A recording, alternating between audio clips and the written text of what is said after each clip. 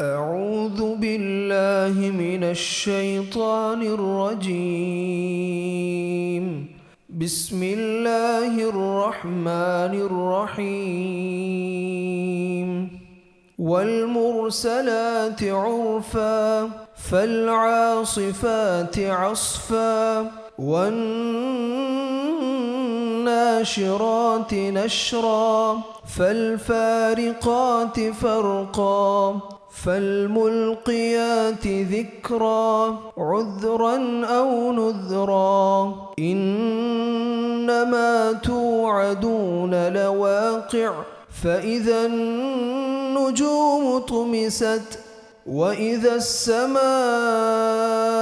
فرجت وإذا الجبال نسفت وإذا الرسل أقتت لأي يوم أجلت ليوم الفصل وما أدراك ما يوم الفصل ويل يومئذ للمكذبين ألم نهلك الأولين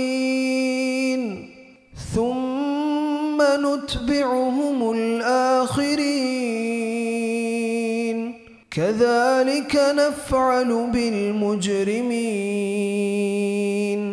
ويل يومئذ للمكذبين ألم نخلقكم من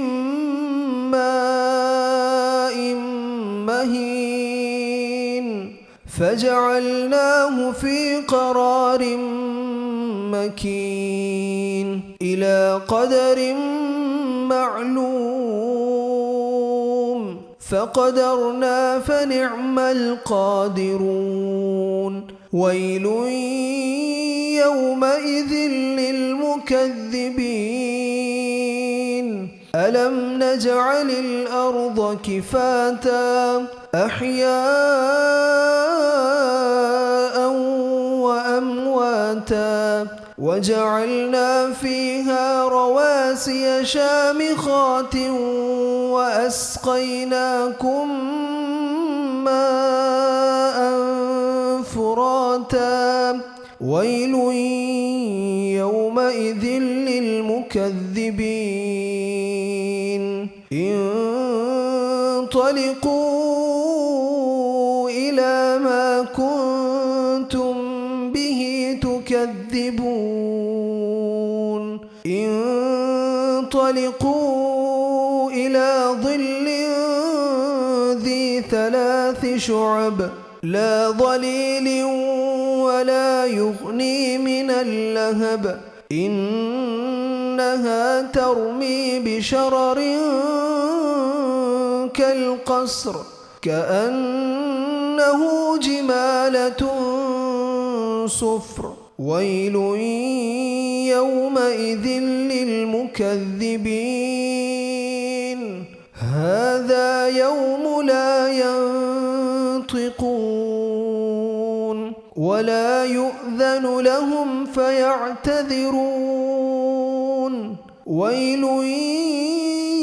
يومئذ للمكذبين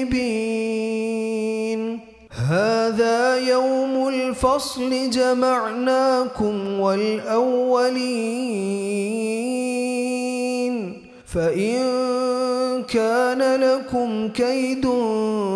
فكيدون ويل يومئذ للمكذبين إن المتقين في ظلال وعيون وفواكه مما يشتهون كلوا واشربوا هنيئا